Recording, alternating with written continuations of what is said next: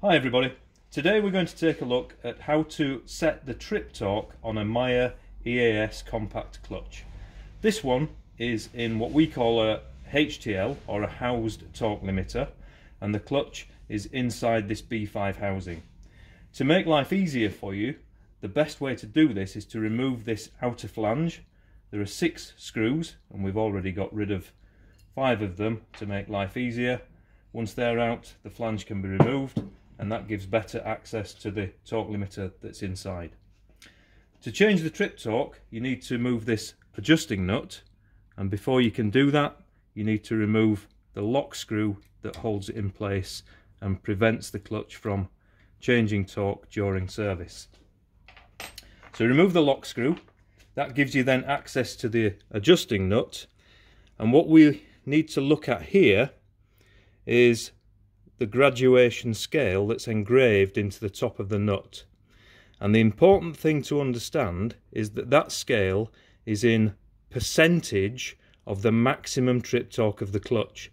It's not a scale of Newton meters, and we do that because we can set these clutches with different spring ranges, and then we can always use the same adjusting nut, so it's a percentage of a different torque. So once you've got the lock screw out, it's very simply a case of moving the adjusting nut in order to change the torque. But here's the most critical point that you need to understand, and that is that to increase the torque, we're going to move the adjusting nut anti-clockwise. So to increase the torque, it goes anti-clockwise, and to decrease the torque, it goes clockwise. And that's because we use the springs in the negative range.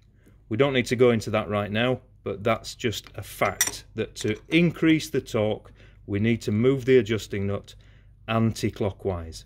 Now when you look through the hole where the lock screw came out, it's important that when you have moved the adjusting nut, the hole there is over a hole in a lock washer that sits behind the adjusting nut. It's very important that that is aligned so that the lock screw can go back into the hole and through the lock washer. So once you've made the adjustment, you reinsert the lock screw, tighten that down. It's always a good idea to use some Loctite on there. I've not done that in this case because we're going to reset this for a customer.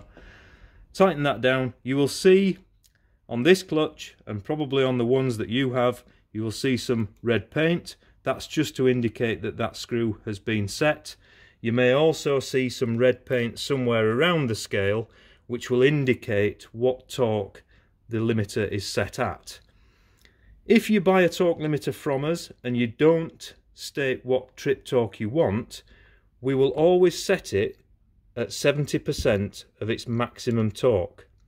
And we do that just so that you know where it is.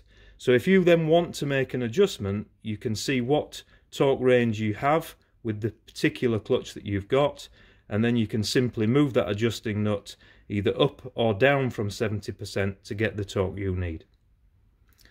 So once that's done, we put the flange back in place. It's important to line up the holes, the mounting holes for the motor with the mounting holes for the flange. Line that up, put your 6 screws back in, and away you go.